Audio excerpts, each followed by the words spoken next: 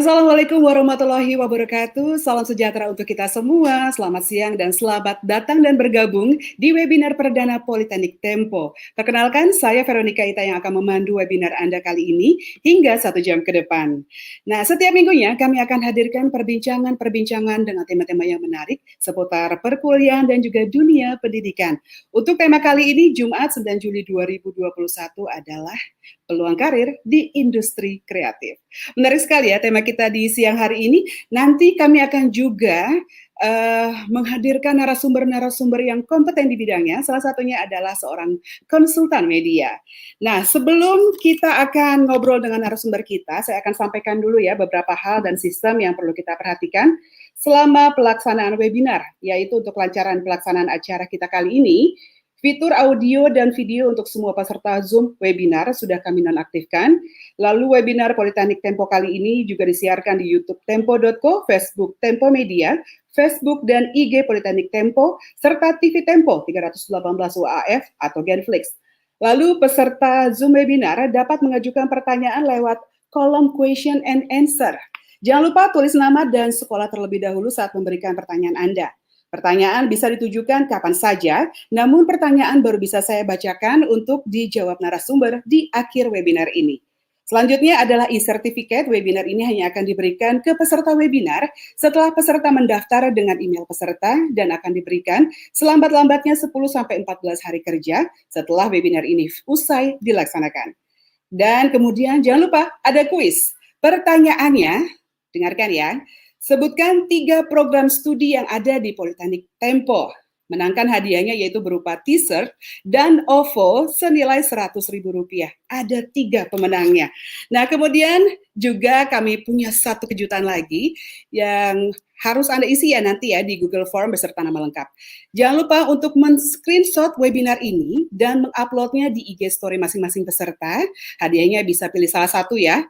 Untuk lulusan SMA dan SMK akan mendapatkan free formulir pendaftaran Politeknik Tempo sebesar Rp250.000. Wow, keren banget. Sementara untuk peserta umum akan mendapatkan kaos cantik Politeknik Tempo. Sebelum kita lanjutkan webinar ini, mari kita akan dengarkan sebuah video berikut ini.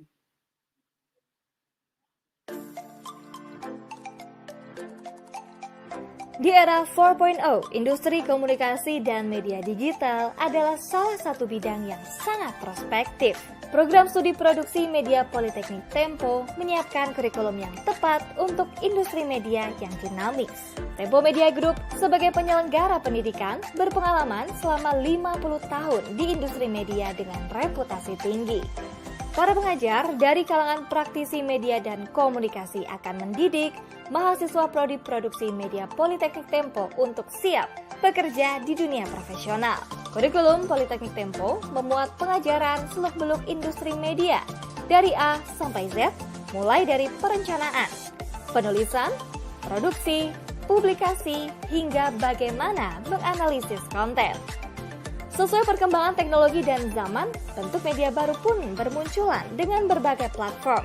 Karena itu, mahasiswa program studi produksi media akan mempelajari segala bentuk komunikasi media baru. Sarjana terapan ilmu komunikasi dari Prodi Produksi Media Politeknik Tempo disiapkan untuk berkarir sebagai jurnalis multimedia, public relations, content creator, dan perencana produksi media. Mari raih masa depan gemilang sebagai profesional media baru di era digital dengan belajar di Prodi Produksi Media Politeknik Tempo. Jadilah bagian Tempower yang kreatif, mandiri, dan siap kerja.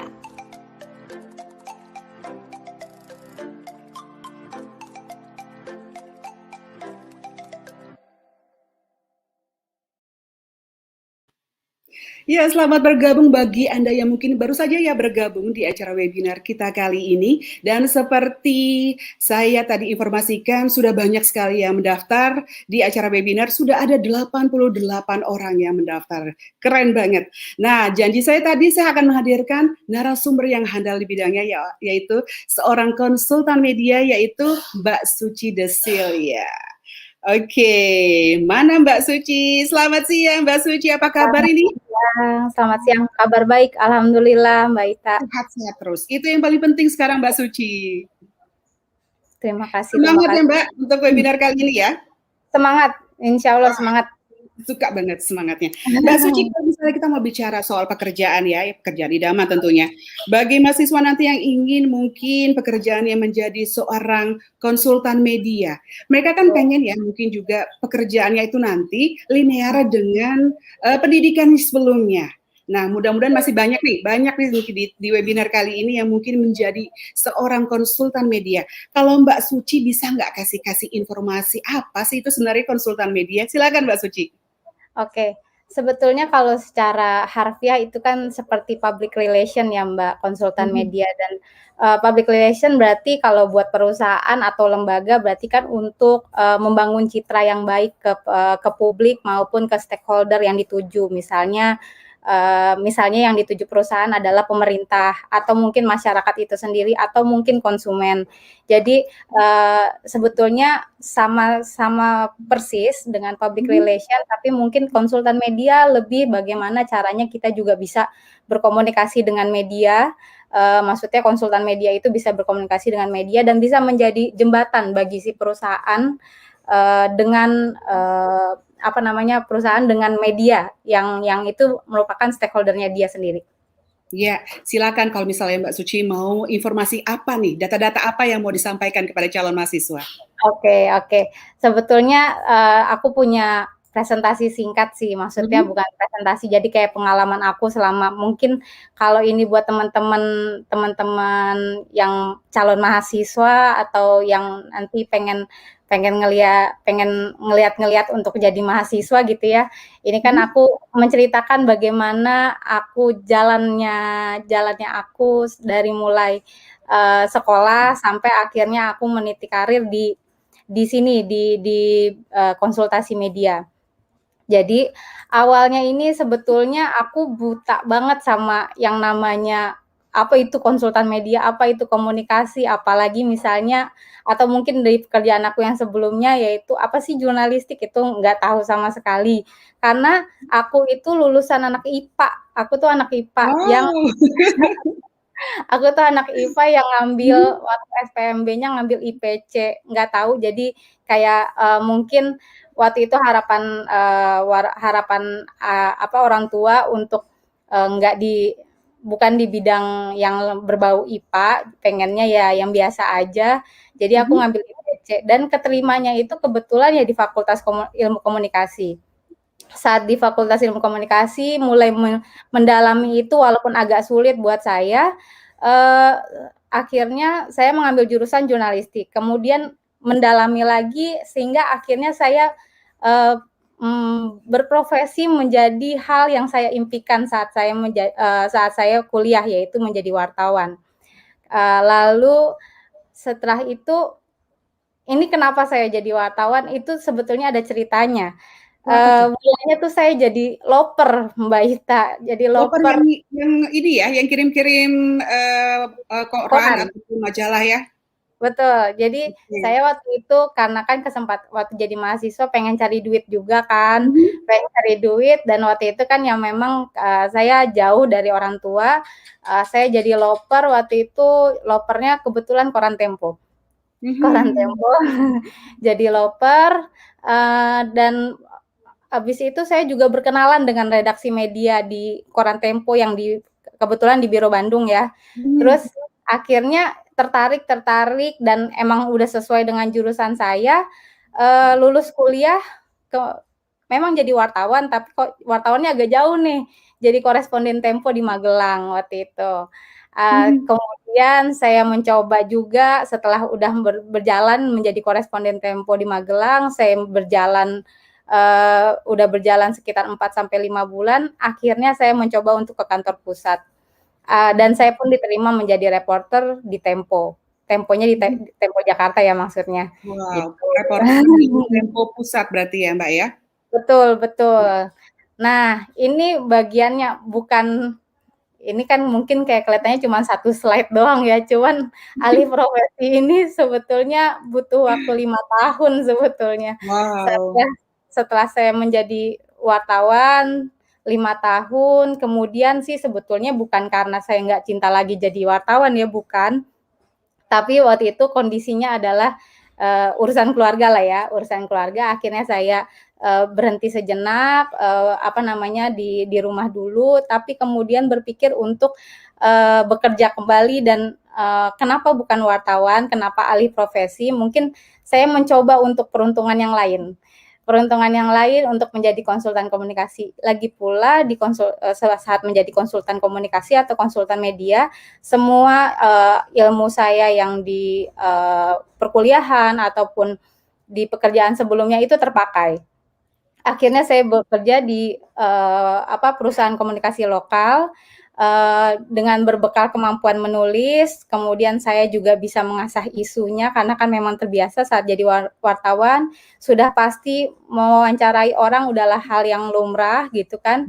Dan, dengan apa ya, dengan mungkin, terbiasa untuk berani gitu ya, berani untuk menghadapi orang dari yang mungkin, warga sekitar sampai akhirnya sampai presiden pun kita pernah menghadapinya Wah, gitu kan. tokoh-tokoh politik lah ya. Iya, sampai tokoh-tokoh politik dan itu hal yang menjadi hal yang lumrah saat menjadi wartawan. Akhirnya, menjadi konsultan komunikasi walaupun itu alih profesi bukan suatu hal yang nggak mungkin, gitu. Jadi modal saya di sebelumnya sudah cukup, lumayan untuk beralih profesi. Kemudian nah, ini sebetulnya balik lagi sih, pengen bilang kalau, saat saya menjadi wartawan, banyak banget nih pengalaman saya nih gitu kan. Apalagi waktu saya jadi wartawan Tempo ya dan, ada di kantor pusat gitu kan, udah kalau saat kita jadi jurnalis tuh semuanya jadi mungkin. Ngobrol santai sama waktu itu BHD, sama Jenderal Bambang Hendarso Danuri di pagi hari, siangnya kita makan siang sama Ahok di kantornya kayak gitu. Terus ngopi santai sama, perusahaan TBK mana sambil ngobrol untuk bahan berita, atau mungkin alhamdulillahnya pernikahan saya didatengin Pak Jokowi waktu itu. Jadi Wah, maksudnya keren kayak banget. kayak kayak kitanya kayak deket banget gitu ya sama dia, padahal mungkin itu karena mungkin, dari satu profesi yaitu wartawan, kita akhirnya bisa untuk berbicara secara dekat, tanpa tekanan apa-apa dengan mereka dan mengenal mereka lebih pribadi lagi gitu, secara pribadi gitu kan dengan Ini mereka. merupakan kesempatan yang emas ya. Tidak semua orang bisa mengalaminya, Mbak Suci. Betul sekali betul sekali.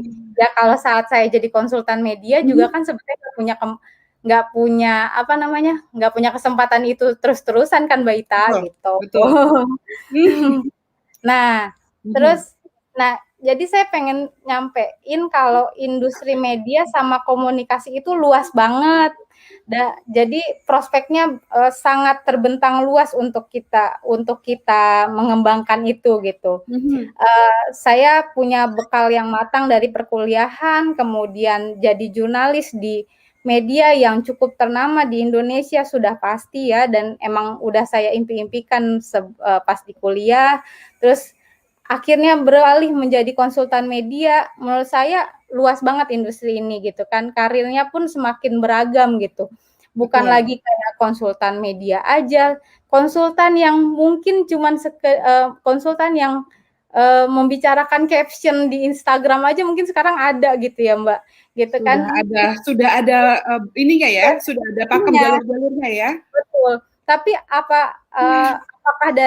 apakah dari itu kita bisa meraih hal yang kecil-kecil itu yang spesifik yang dibutuhkan orang sekarang, ya kan kita harus punya modal dulu dong gitu kan. Kita harus punya modal yang saya bisa bilang adalah saya konsisten, saya konsisten untuk bisa menulis, untuk belajar menulis, bukan akhirnya saya udah pernah punya predikat jadi darah biru di Tempo, akhirnya saya selesai belajar, enggak, tapi kita harus terus belajar untuk mengasah kemampuan kita gitu. Jadi apa yang mungkin, saya dapatkan sampai akhirnya belakangan ini juga alhamdulillahnya walaupun dalam kondisi pandemi kayak gini, apa yang sudah saya dalami saya juga mendapatkan, hasilnya gitu. Baik, nanti kita akan Tawaran lanjutkan kembali nih betul. perbincangan kita nih Mbak Suci ya. Siap siap. Nanti kita akan korek lagi apa sih sebenarnya tantangan dan juga mungkin halangan ya yang mungkin bisa menjegal sebagai seorang konsultan media. Tetaplah bersama kami di webinar Politeknik Tempo.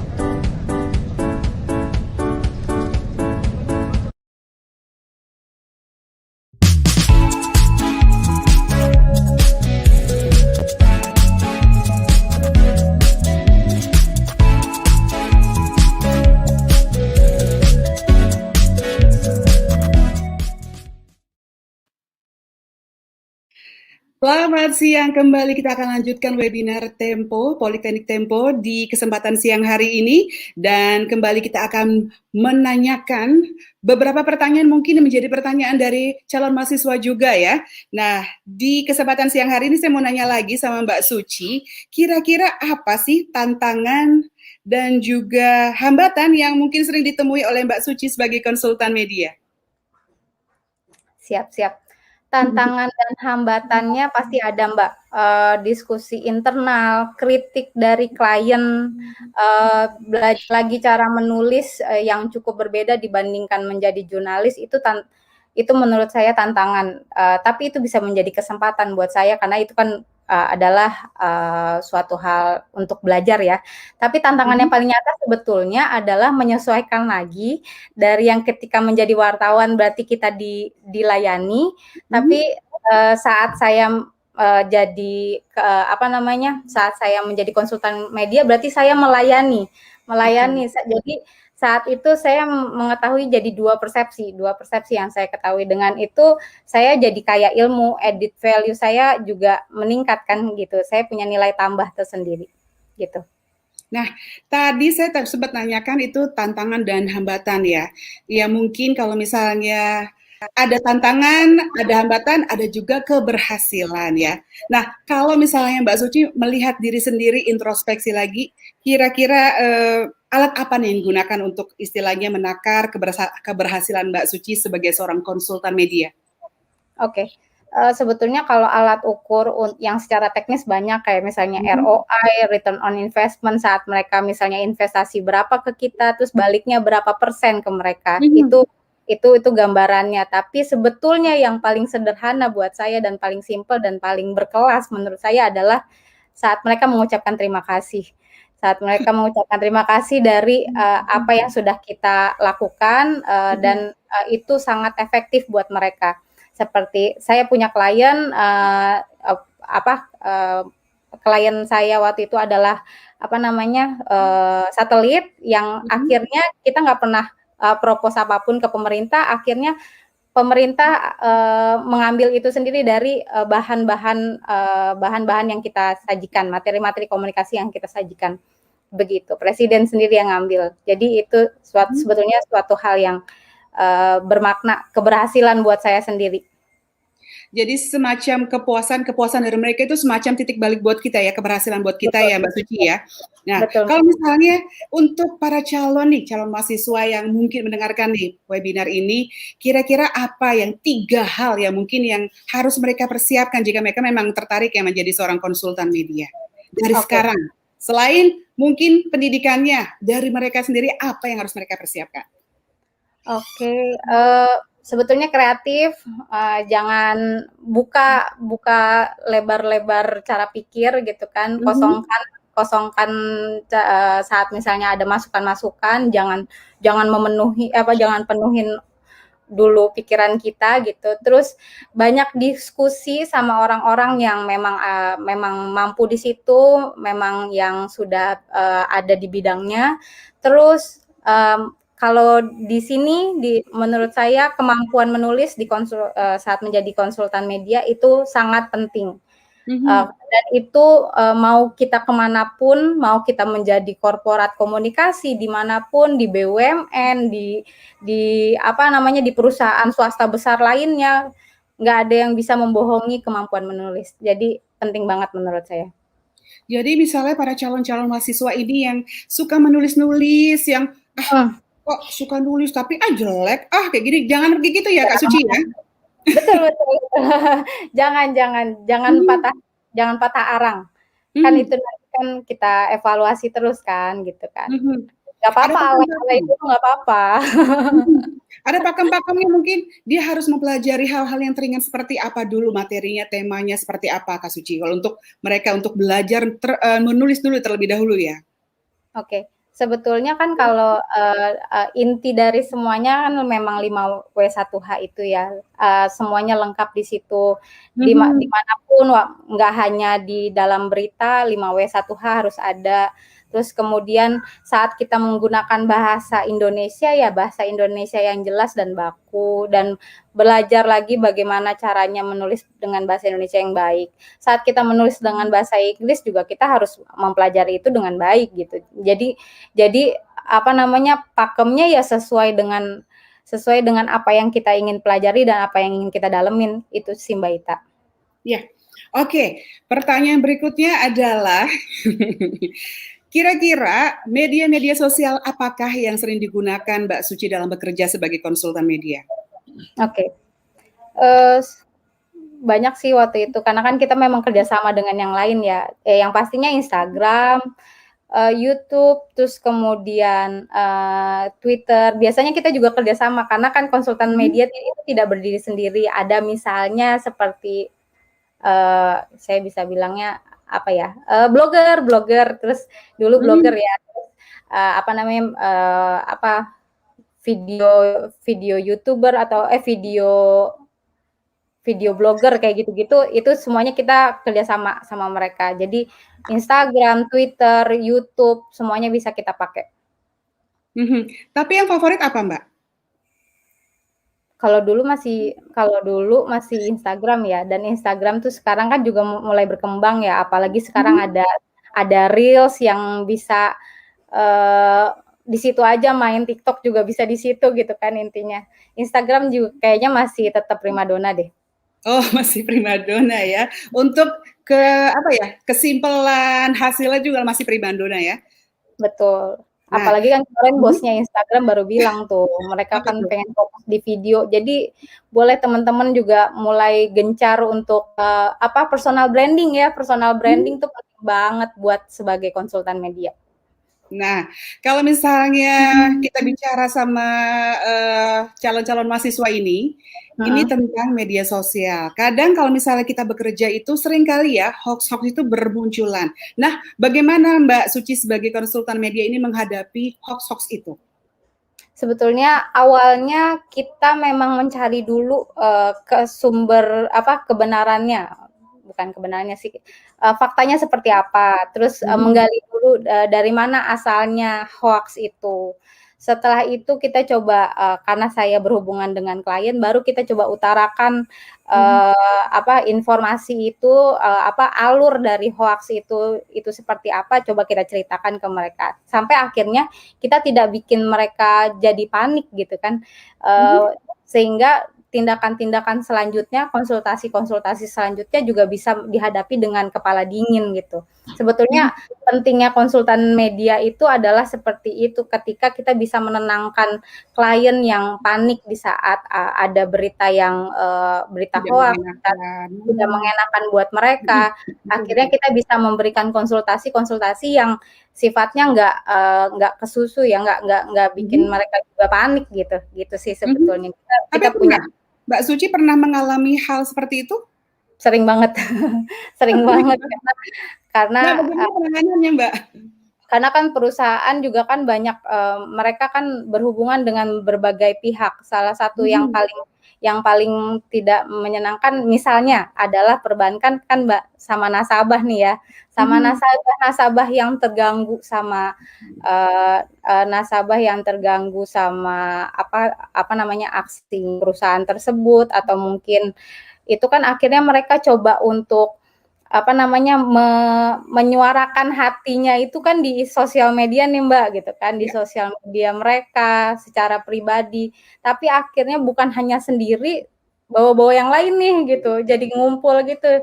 Dan itu menjadi sebuah komunitas yang akhirnya menyerang si perusahaan. Itu sebetulnya yang memberatkan. Apa cara kita? Ya kita coba untuk menyampaikan ke perusahaan bahwa ini perlu diedukasi. Perlu diedukasinya seperti apa? Ya mungkin kita coba melihat dulu sumbernya dari mana gitu. Sumbernya mereka dari mana? Dari dari orang-orang mungkin hanya 1, 2 gitu kan, yang itu kita bisa melakukan pendekatan lebih baik lagi. Oke. Kalau misalnya tadi kita sempat mendengar ya, kalau misalnya sebagai seorang reporter itu kita dilayani gitu ya, segala data, segala informasi. Nah, sebagai konsultan media kita yang melayani gitu ya, Mbak Suci ya. Nah, sebagai bekerja menjadi seorang konsultan media, pernah nggak sih istilahnya mendapatkan klien yang bawel? Pernah banget. Boleh curhat di sini, Mbak? Boleh ya. Saya pernah saat kemarin kita Asian Games 2018 ya. Saya mendapatkan klien yang super bawel dan caranya ya kitanya yang mesti kepala dingin, kitanya yang mesti sendiri kan, waras dalam tanda kutip. Maksudnya kita harus menjalani yang memang sudah disepakati sebelumnya gitu kan. Tapi bukan berarti kita nggak ada diskusi di situ. Meskipun mereka marah juga kan mereka harus tahu apa yang terbaik buat mereka gitu kan. Maksudnya kita melakukan ini untuk yang terbaik buat mereka, bukan semata-mata itu buat kepentingan kita doang, itu juga buat kepentingan mereka. Sebetulnya itu. Jadi maksudnya kita meletakkan masalah, walaupun mereka marah-marah ya juga kita harus duduk bareng untuk menyelesaikan masalah tersebut. Itu ada solusinya lah, semuanya ada solusinya. Jadi duduk bareng, kita dinginkan dulu otak kita gitu ya, duduk bareng, kita cari solusi itu yang paling tepat untuk menghadapi klien-klien bawel ya. Walaupun bagaimanapun juga itu klien kita. Ya, betul ya Mbak ya? Betul, karena kan memang itu tadi tugasnya melayani. Baik, nanti kami akan lanjutkan kembali. Kita akan cari tahu lagi kisah story-nya Mbak Suci ini sebagai seorang konsultan media. Tetaplah bersama kami di webinar Politeknik Tempo.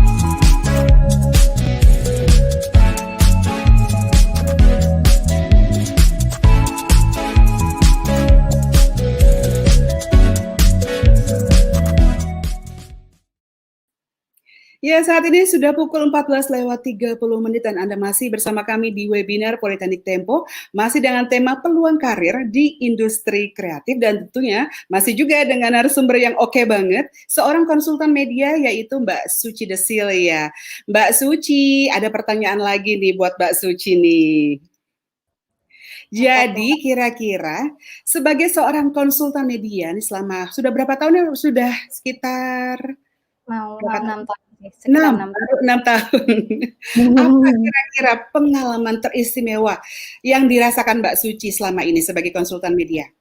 Oke, itu menjadi bulan pertama saya bekerja sebetulnya menjadi, konsultan media karena saya pernah punya pengalaman menjadi wartawan, kemudian saya dipercaya untuk memegang satu proyek, waktu itu adalah, eee, sorry saya agak lupa, itu peresmian, tol di peresmian tol waktu itu, cukup besar, waktu itu kita menyiapkannya 1 sampai 2 bulan, untuk itu, dan waktu itu peresmiannya dilakukan langsung oleh, Presiden Jokowi. Saya, bekerja sama dengan kementerian dan dengan presiden presiden itu namanya apa ya? Saya agak lupa. Biro presiden. Akhirnya, hasilnya adalah wartawan yang datang banyak sekali, ya wartawannya campur ya Mbak, karena kan itu ada wartawan daerah juga, sekitar mungkin ada 200 wartawan di tempatnya, di lokasi untuk hadir di situ, nggak hanya media nasional, ataupun media lokal, media daerah maksud saya, tapi juga media asing yang hadir. Jadi itu, adalah, pengalaman berharga saya di awal saya bekerja menjadi konsultan media.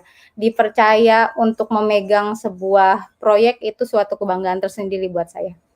Oke. Nah, tapi kalau misalnya kita bisa dibilang kan Mbak Suci ini kan masih anak muda ya. Kalau bisa dibilang di-compare Mbak dengan pekerjaan sebagai seorang reporter dengan seorang konsultan media, enaknya yang mana nih Mbak? Keduanya enak kok, keduanya enak. Karena, setahu saya sampai sekarang yang namanya orang-orang di media mukanya pada awet muda, Mbak.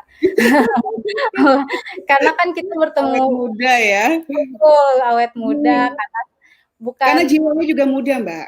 Jiwanya muda, infonya terupdate terus gitu kan, terupdate terus. Jadi kita juga ngerasa kita bagian dari generasi itu gitu. Generasi milenial ya kita juga milenial, nggak perlu ngerasa kita udah tua. Nah, Jadi benar. Jadi memang kita harus berpikir muda, positif, juga jiwanya otomatis jadi muda. Nah, kalau misalnya Mbak Suci melihat generasi muda saat ini nih, ya, kira-kira mereka bisa tough nggak seperti Mbak Suci nih? Apa persiapan yang mereka harus lakukan? Harusnya bisa, Mbak. Aku ngelihat pengalaman teman-temanku yang jauh mungkin 10 tahun atau 12 tahun lebih muda dari aku, mereka tough sekali untuk bekerja. Sebetulnya inti dari bekerja atau itu adalah kan konsisten ya, Mbak. Konsisten dan bekerja keras. Saat misalnya kita kalau sekarang kan terkenal katanya anak-anak muda sekarang Kebanyakan mecin, Mbak. Kebanyakan mecin dan kutu loncat, Mbak. Kutu loncat karena pengen merasakan semuanya gitu. Tapi cobalah untuk konsisten di satu bidang. Saat kita sudah mendalami bidang tersebut, kita sudah sudah mampu untuk menjalaninya, baru mungkin kita bisa melihat yang lain karena sebetulnya itu modal kita untuk mencapai yang mungkin lebih tinggi lagi, yang lebih besar lagi. Saat kita cuma 6 bulan kerja di satu tempat, kita cuma punya kemampuan itu doang. Yang kita mau bawa apa? Di CV juga nggak bagus kalau misalnya 6 bulan terus kemudian kita pindah gitu.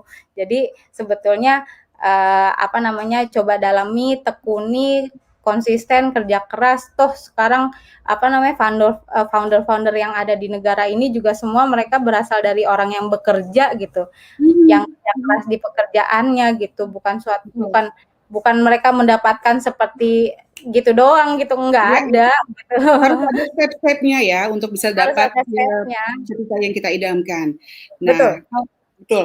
Nah, kalau misalnya kita lihat kondisi seperti ini, pandemi seperti ini, kemungkinan learning loss juga mungkin dirasakan oleh adik-adik kita, teman-teman kita ya, calon mahasiswa. Apakah mungkin ini berpengaruh nanti dengan mereka meraih cita-cita yang mereka inginkan? Menurut Mbak Suci gimana? Sebetulnya ya maksudnya pandemi ini menjadi pelajaran yang berharga buat kita semua gitu. Tapi, saya juga pernah menjadi job seeker yang cukup lama, yang cukup buat saya lama ya, 6 bulan tuh lama gitu kan. Tapi kalau kita punya kemampuan nggak usah takut, pasti ada yang akhirnya apa namanya, mempercayai kemampuan kita yang saya ceritakan tadi. Akhirnya ada 2 perusahaan yang meminang saya gitu, meminang saya karena kemampuan saya. Saya bersyukur, tapi ya itu adalah hasil mungkin yang saya dapatkan itu adalah hasil dari kerja keras saya sebelum ini. Jadi menurut saya nggak perlu takut, dengan pandemi, ya life must go on. Betul. Jadi ya lanjutkan, lanjutkan Lanjutkan. aja. Nah, selama bekerja sebagai konsultan media, Mbak Suci ya, Mhm. kira-kira mungkin pernah nggak sih menghadapi klien ataupun mungkin bos ya, yang memang masih milenial atau mungkin di bawah Mbak Suci. Nah, bagaimana menghadapi mereka? Ya nggak apa-apa menurut aku sekarang juga bos-bos aku ya pastinya usianya mungkin di bawah aku, jauh Mhm, mungkin di bawah aku. Ya kita belajar sama semuanya, nggak mesti yang karena aku usianya udah segini terus aku pengennya jadi yang di atas terus, enggak, mhm, semuanya harus kita jalanin, ke karena bisa jadi aku belajar dari yang muda gitu kan, Mbak, bisa jadi mereka lebih pintar dari kita gitu.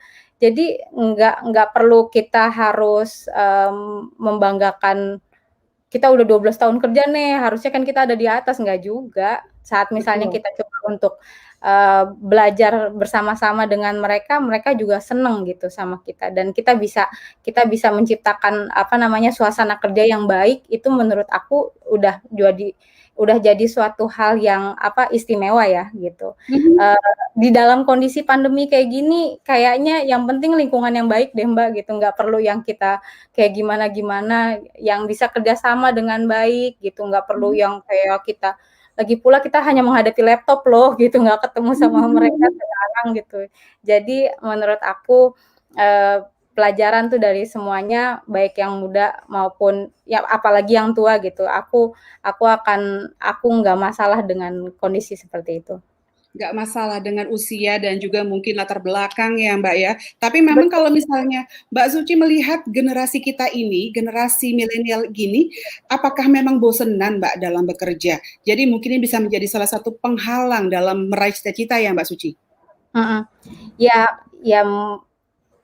bosen itu kan hal yang, wajar, lumrah, Mhm, manusiawi gitu, tapi mungkin, memang harus ada, saat misalnya kita mau bekerja di satu tempat atau kita sudah bekerja di satu tempat, kita coba untuk membuat suasana yang lebih baik lagi. Jadi, yang menciptakan suasana itu ya kita sendiri, bukan bukan siapa-siapa lagi gitu. Kalau kita sudah merasa lingkungan itu toksik ya lebih baik keluar, mhm. kalau misalnya kita merasa lingkungan itu masih bisa diperbaiki, ya perbaiki sama-sama, sama teman-teman kerjanya. Seperti itu sebetulnya. Harus menciptakan lingkungan yang enak supaya kita bisa bekerja yang enak juga dan awet di pekerjaan kita, itu tentunya ya, Mbak Suci ya? Betul betul betul. Nah, kalau misalnya kita lihat perjalanan karir Mbak Suci ini kan mulainya dari reporter ya untuk menjadi seorang konsultan media. Kalau misalnya ada orang yang mungkin wah tertarik nih ya menjadi seorang konsultan media, apakah saya harus menjadi reporter dulu ataukah memang bisa dari background-background pendidikan yang lain, Mbak Suci? Nggak mesti di media gitu, Hmm, tapi sebetulnya, media akhirnya memperkaya saya gitu.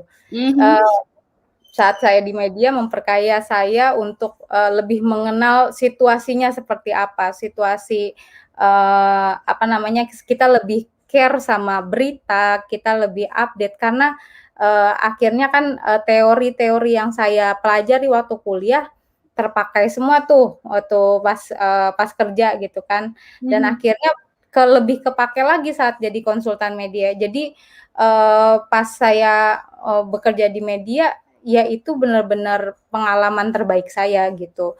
Mmm. Apakah perlu atau enggak, yang balik lagi ke tadi, ya sekarang belajarnya mau sejauh mana nih gitu, teman-teman mau Mhm. sejauh mana belajarnya. Kalau misalnya emang tidak perlu di media, ya kita harus belajar, kita mau terima masukan.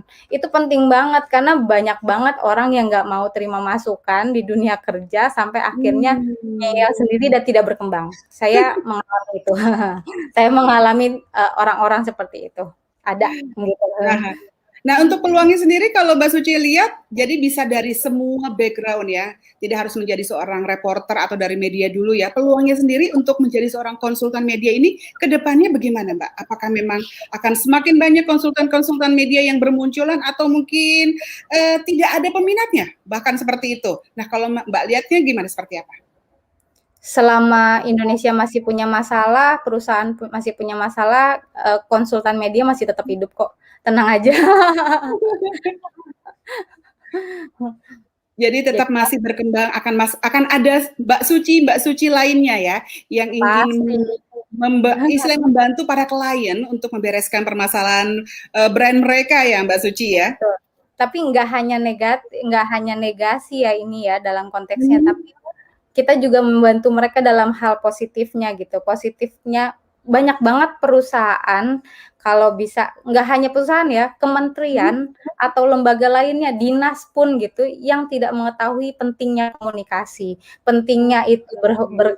berrelasi dengan media, pentingnya itu. Jadi, eee, apapun kesempatan itu bisa diambil oleh konsultan media, oleh perusahaan konsultasi media. Jadi Mhm.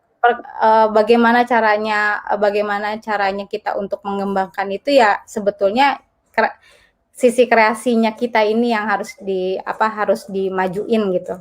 Mhm. Masih banyak ya pertanyaan-pertanyaan kita, tapi kita hanya punya satu sesi lagi nanti. Kumpulkan semua pertanyaan-pertanyaan para narasumber ya. Nah, dari peserta nih untuk kita bacakan ke narasumber kita untuk dibacakan, kirimkan ke question and answer, di kolom question and answer. Tetaplah bersama kami di webinar Politeknik Tempo.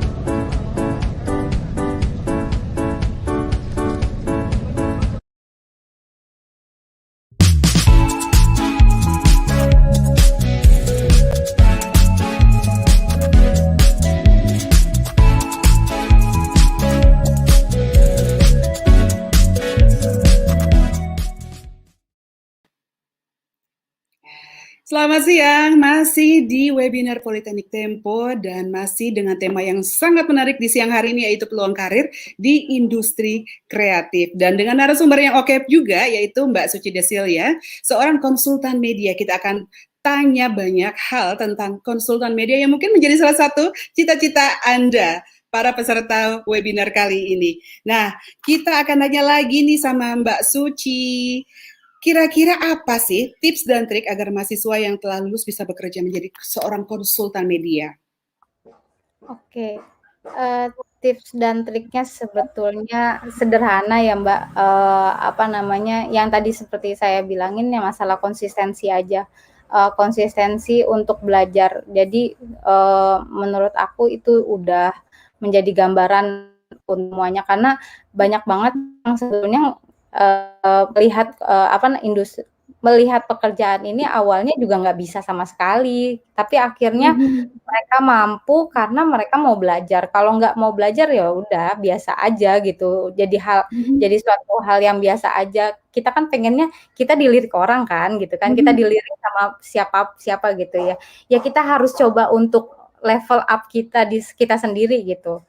Gitu sih Kalau sebetulnya. bisa kita bikin list-nya Mbak Suci, mungkin yang pertama adalah untuk pendidikannya, apakah kita harus menentukan apa kita mau masuk ke, prodi jurusan apa, kemudian, Oke. physically kita seperti apa, seperti itu bisa dijelaskan nggak Mbak? Mungkin poin-poin pentingnya. Oke. Kalau jurusan sebetulnya yang paling mudah sebetulnya kan jurusan komunikasi. Maksudnya saat kita masuk ke jurusan komunikasi atau berhubungan dengan media, Mhm. jurusan-jurusan yang berhubungan dengan media. Itu penting karena ya kalau misalnya gambaran saat kita menjadi job seeker, itu ya, apa namanya, itu hal yang pertama diminta sama mereka kan, sama perusahaan. Mhm. Yang kedua adalah saat misalnya kita masih usianya adalah usia bekerja gitu, usia-usia yang ya kita harus memanfaatkan kesempatan itu untuk Mhm. sesegera mungkin melihat kesempatan di berbagai bidang ya. Jadi nggak hanya misalnya saat misalnya kita, pengen jadi konsultan media atau mungkin menjadi korporat komunikasi gitu. Ya itu berbagai perusahaan itu punya kesempatan itu, punya kesempatan untuk menjadi profesi itu. Jadi coba lihat itu, coba melihat kesempatan itu lebih luas lagi. Gitu sih, Mbak. Siap. Nanti kita akan cari tahu nih, sebenarnya di prodi apa di Politeknik Tempo ini yang mungkin paling cocok untuk menjadi seorang konsultan media ya. Tapi terlebih dahulu kita akan membacakan pertanyaan-pertanyaan yang sudah masuk dari para peserta webinar nih Mbak Suci ya. Ini ada pertanyaan dari Rudi Mulyana. Jadi ada pertanyaan dari Rudi Mulyana, ini nanya, apakah ada kendala atau permasalahan program tersebut dengan revolusi industri 4.0? Atau mungkin ada penyesuaian kurikulum mungkin? Silakan Mbak Suci. Itu kalau untuk, karena saya praktisi untuk ngomongin hal yang berbau, itu kayaknya saya juga nggak terlalu tahu lebih banyak. Mhm. Cuman sepertinya yang namanya industri komunikasi selalu akan sama ya, gitu. Mhm. Yang penting adalah, bagaimana cara kita untuk mau mengembangkan, komunikasi kita lebih jauh lagi. Kalau kalau kita cuma mau kalau kita cuma mau di situ doang, ya kita cuma di situ step-nya. Tapi kalau kita pengen melangkah lebih jauh lagi, ya harus belajar. Belajar tuh banyak ya, bukan hanya dari buku gitu, bukan Mhm. hanya dari itu, tapi dari teman-teman kita atau dari orang yang lebih, senior, atau dari, sekarang kan kita punya channel YouTube segala macam, kita bisa belajar itu dan coba untuk membuka kesempatan itu seluas-luasnya. Ya, sekarang saat saya misalnya menjadi freelance di konsultan media, ya saya punya kemampuan, saya punya relasi dengan klien-klien sebelumnya, akhirnya kan itu kepake, kemampuan saya sebelumnya kepake gitu dan nggak perlu juga untuk institusi untuk itu, tapi ya balik Mhm. lagi kita mesti konsisten di pekerjaan yang sebelumnya saya tekuni gitu ya, yang kita tekuni gitu. Jadi itu sebetulnya. Oke. Nah, kemudian ada pertanyaan dari peserta berikutnya, masih dengan Rudi Mulyana, sorry. Ini apa sih yang bisa dipersiapkan menjadi seorang wartawan dan untuk terjun ke dunia ini harus mengambil program tersebut ya? Program apa ini yang harus diambil? Oke. Yang disiapkan wartawan adalah, curiosity ya, rasa keingin-tahuan yang tinggi. Saat misalnya kita udah, kalau menurut saya sih itu yang paling utama, saat misalnya kita udah rasa ingin tahu, nggak sebetulnya jadinya kayak sotoy gitu ya, tapi enggak tapi sebetulnya tapi sebetulnya kita melatih kita coba untuk yang tadi saya pernah sampaikan, mengosongkan dulu, kertasnya kosongin dulu nih, berhadapan dengan orang nggak usah sok tahu dulu gitu, tapi dari itu kita bisa menggali mereka lebih dalam lagi gitu. Saat kita tidak ada kata kuncinya tahu sedikit untuk mendapatkan lebih banyak gitu sih sebetulnya. Wow, keren, quotes of the day. Oke, ini mungkin sudah dijawab sedikit, tapi mungkin bisa ditambahkan ya Mbak Suci ya, dari pertanyaan dari Ibu Rahmatri Widuri. Jadi profesi konsultan media untuk sekitar 5-10 tahun mendatang, ini bagaimana nih analisisnya Mbak Suci? Menurut saya potensinya masih tinggi, Mbak Rahma, maksudnya itu sangat, menurut saya industri ini masih sangat berkembang, dan 10 tahun kemudian juga yang namanya konsultan media masih sangat dicari gitu sama orang. Tapi balik lagi, ini kan kita tuh yang berkembang adalah teknologinya ya. Bagaimana si konsultan media itu menyesuaikan dengan teknologi, itu sebetulnya kuncinya. Siap, kunci yang paling utama ya. Nah, pertanyaan berikutnya dari Bapak Argo Waluyo. Oh, Mas kali ini ya. Saya termasuk pribadi yang introvert, Mbak. Tapi saya punya cita-cita menjadi seorang anchor news. Apakah saya seorang pendiam seperti ini bisa mempelajari public speaking? Gimana, Mbak? Bisa nggak, Mbak? Bisa lah. Pernah nonton King of Speech nggak? King of Speech. Nah, itu yang Raja Inggris yang tidak bisa ngomongnya itu terbata-bata. Ya walaupun dia sudah menjadi raja dan dia memang harus menjadi raja, tapi dia bisa melatih diri dia untuk bisa berbicara di depan rakyatnya. Apalagi kita gitu. Apalagi yang dihadapi adalah diri kita sendiri. Introvert bisa dihadapin kok, Mas, tenang aja. Mas Argo pasti bisa jadi anchor yang baik. Karena ada semangatnya nih Mas Argo nih. Penyemangatnya nih. Extrovert kok untuk menjadi anchor news, tapi sebetulnya yang penting kemauannya tinggi dan mau belajar. Oke, kemudian pertanyaan berikutnya adalah pertanyaan dari Bapak Nur Hidayat. Kalau misalnya ada klien yang ingin membuat kampanye hitam untuk menjatuhkan pihak lain, misalnya lawan bisnis atau lawan politik, bagaimana cara menghadapinya? Dari Pak Nur Hidayat di Pamulang. Pertanyaannya berat-berat juga ya. Harus dijawab nih, Mbak. Kita harus melihat situasi dan kondisinya dulu, bagaimana membuat strateginya. Yang penting adalah kita menyusun strateginya dengan baik. Kampanye hitam atau black campaign itu memang terjadi saat misalnya pilkada, pemilu presiden segala macam. Tapi kalau ya tadi balik lagi, kalau kepala dingin kita bisa bikin strateginya dengan matang, mungkin kita bisa membalesnya bukan dengan black campaign, mungkin white campaign, mungkin jadinya suatu hal yang bisa menang telak gitu saat kita bisa bisa menyerang orang dalam tanda kutip, tapi nggak perlu pakai black campaign gitu. Oke. Siap. Kalau yang berikutnya adalah dari Bapak Gali Utomo, mau tanya kalau situasi COVID-19 ini, apakah sebagai seorang yang bergerak di bidang industri kreatif skill ini perlu ditingkatkan? Skill yang perlu ditingkatkan apa ya sebetulnya? Ya, skill apa kira-kira yang perlu ditingkatkan? Saya walaupun saya pernah menjadi wartawan, saya selalu mengembangkan kemampuan saya dalam hal menulis. Dan akhirnya terpakai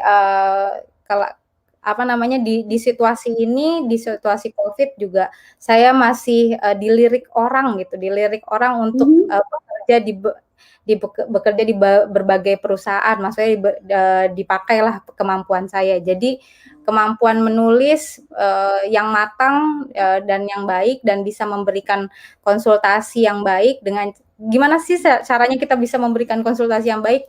Ya pastinya kita membaca lebih banyak, coba untuk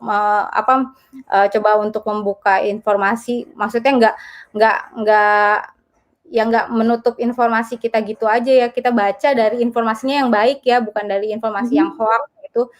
Dengan itu kita bisa memberikan konsultasi yang baik kepada klien kita. Baik, dua pertanyaan terakhir ya Mbak, mungkin singkat-singkat aja jawabnya. Dari Snyder Benarivo, ini pertanyaan adalah bagaimana sih Mbak Suci membangun relasi? Wah, ini pertanyaannya bisnis banget Mbak. Siap, dari kenalan Mas. Dari kenalan, nggak usah SKSD juga ya, waktu saya jadi wartawan juga saya pertamanya memperkenalkan diri, saat mereka bisa melihat kemampuan saya untuk bertanya segala macam, let's say misalnya Ahok gitu ya, saat dia bisa melihat kemampuan saya bertanya dan melihat latar belakang saya sebagai apa dan di mana waktu saya bekerja, akhirnya relasi itu tercipta sendiri saat saya mau cerita saat saya menjadi konsultan media, komunikasi saya dengan Ahok masih berjalan dengan baik. Jadi saya waktu itu masih bisa berkomunikasi dengan dia untuk dia bisa bertemu dengan klien saya yang lain. Oh, keren. Oke, ini pertanyaan sudah dijawab semuanya, keren-keren juga jawabannya Mbak Suci ya. Nah, kita pengen tahu juga nih dari Politeknik Tempo nih, apa sih kira-kira ya, prodi apa yang pas diambil untuk menjadi seorang konsultan media. Nah, sudah ada Ibu Rosdiana, ini Kaprodi dari Produksi Media yang siap menyampaikannya untuk kita. Selamat siang Ibu Rosdiana, atau kita bisa panggil Ibu Dian ya. Siap. Selamat sore Mbak Ita, Kak Ita ya, Kak Ita. Kak Ita dan Kak Suci, apa kabar? Sehat selalu. Baik semuanya. Semangat semuanya nih Bu Dian nih untuk mengetahui apa sih kira-kira keistimewaan dari Politeknik Tempo dan apa yang bisa disiapkan Politeknik Tempo untuk menjadi seorang konsultan media bagi para peserta yang ingin menjadi konsultan media. Kira-kira prodi apa yang cocok untuk mereka? Oke, thank you Kak Ita. Sebelumnya perkenalkan teman-teman, di sini saya Dian, saya Kaprodi dari Produksi Media, dan di sini saya sedikit mau sharing sama teman-teman mengenai Politeknik Tempo. Sebenarnya apa sih keistimewaan Politeknik Tempo? Sebelumnya saya informasi bahwa Politeknik Tempo itu berada dalam naungan Tempo Media Group yang sudah 50 tahun eksis di Indonesia sebagai industri media. Dan di sini Tempo sendiri punya 13 anak usaha, salah satunya adalah Politeknik Tempo. Nah, keistimewaannya pastinya ini mungkin bisa menjawab tadi pertanyaan Pak Rudias, saya sempat dengar sedikit, bahwa di kami untuk menghadapi industri 4.0, di sini kami akan banyak berpraktik, Pak. Jadi konsep praktik di kita itu sebesar 60%. Sementara teori tetap harus ada, itu di 40%. Itu salah satu keunggulan dari vokasi Politeknik Tempo. Lalu Pak, pengajar dari kita, Politeknik Tempo, itu almost 80% itu berasal dari praktisi. Artinya memang kita tidak main-main, kita akan mempersiapkan teman-teman calon mahasiswa di sini untuk siap kerja. Makanya dibimbing oleh para praktisi. Lalu ada lagi keunggulan dari kami adalah blended learning. Ini pastinya teman-teman menyambut baik ya tentang blended learning ini, karena kita tidak akan monoton berada di kelas. Kita akan lebih kreatif. Tadi seperti yang Mbak Suci pesan, kita harus menjadi lebih kreatif. Kita nanti akan banyak praktik di luar, akan banyak praktikum di luar, bertemu dengan para praktisi, dan akan menggunakan mungkin dengan berbagai macam video dan sebagainya dalam hal pengajaran. Lalu keunggulan kita yang lain adalah kerjasama dengan industri. No worries teman-teman, bahwa di sini kita memiliki 13 anak perusahaan, artinya kita dekat dengan media, industri media langsung. Jadi nanti teman-teman apabila kuliah di Politeknik Tempo, teman-teman bisa langsung bertemu dengan para praktisi. Entah nanti hanya tinggal turun tangga 1 atau nanti ke bagian desain dan sebagainya, itu mudah dilakukan karena kita dekat sekali dengan dunia industri. Dan kita juga dekat dengan komunitas startup, Kaita. Jadi di Yes. Tempo itu akan ada di situ ada satu anak perusahaan yang bawahi startup. Jadi don't worry di sini full keunggulan dari kami. Lalu untuk tempat magang, Kaita, yang biasanya nih anak-anak semester 6, 7 dia kesulitan. Aduh, kok gue belum dapat tempat magang. Nah, ini don't worry karena kita sendiri punya 13 anak perusahaan. Selain itu kita juga sudah banyak approach untuk dunia industri, untuk tempat para mahasiswa bisa magang nantinya, seperti itu. Jadi sudah bisa mendaftar ini ya, tapi Ibu Dian ya. Dan apa kira-kira mungkin apakah ada program beasiswa untuk mereka? Tentu saja Kak Ita. Jadi di sini kita sudah buka 2 gelombang dan alhamdulillah antusias dari para calon mahasiswa baru cukup baik. Nah, mungkin di sini teman-teman bisa langsung daftar nanti di www.politekniktempo.ac.id atau nanti ada dengan Mas Safi atau Mbak Feby. Kalau untuk beasiswa pasti ada banyak paket untuk beasiswa, terutama buat kalian yang berprestasi. Wow, menarik sekali program-programnya. Ya, jangan sampai dilewatkan ya. Para calon-calon mahasiswa ini langsung gerak cepat mendaftar di Politeknik Tempo. Baik, hingga di sini dulu ya perjumpaan kita di webinar Politeknik Tempo. Nanti akan ada juga tema-tema menarik lainnya di minggu depan. Jadi tetap mendaftar di webinar Politeknik Tempo. Di sini narasumber yang di sini saya dan juga rekan-rekan narasumber Mbak Suci dan juga Ibu Rosdiana mohon pamit dulu ya karena waktunya sudah habis. Nanti kami akan hadir lagi di kesempatan-kesempatan yang berikutnya. Saya Veronica Ita pamit dari acara webinar Politeknik Tempo. Kita berjumpa di lain kesempatan. Tetap sehat, tetap semangat. Sampai jumpa.